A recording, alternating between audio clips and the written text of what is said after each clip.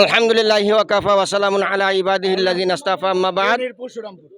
আল্লাহর কাছে অসংখ্য শুকরিয়া যে আমরা আজকে ময়মনসিংহ জেলা জমিয়তে আহলে হাদিস এবং সুববানে আহলে হাদিস এবং এসো মদিনার পথে কোরআন শিখি এই দিকে লক্ষ্য করে আমরা বন্যার্তদের জন্য ফেনী জেলার পরশুরামপুর উপজেলার একটি গ্রামে আমরা হত দরিদ্রদের মাঝে ত্রাণ বিতরণ করছি।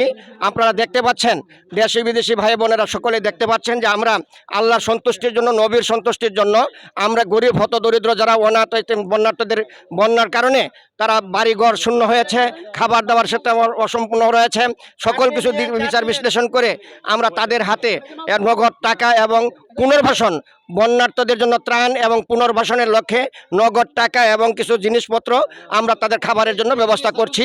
আল্লাহ যেন এটা কবুল করে নেন। আমরা সবাই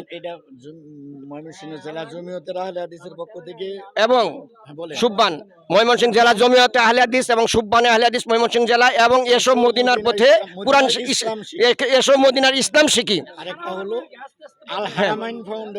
আল হারামাইন ফাউন্ডেশন এবং এসো মদিনার ইসলাম শিখি এবং বাংলাদেশ জমিয়তে আহলে হাদিস এবং সুববানে আহলে হাদিস সকল আল হারামাইন ফাউন্ডেশন সহ অন্যান্য কর্তৃপক্ষের মাধ্যমে আমরা যে ত্রাণগুলো সংগ্রহ করেছি, সমস্ত ত্রাণ এবং নগদ অর্থ আমাদের এই পরশুরামপুর উপজেলার হত দরিদ্রদের মাঝে আমরা মুক্ত হস্তে দান করছি। আপনারা সবাই দেখতে পাচ্ছেন।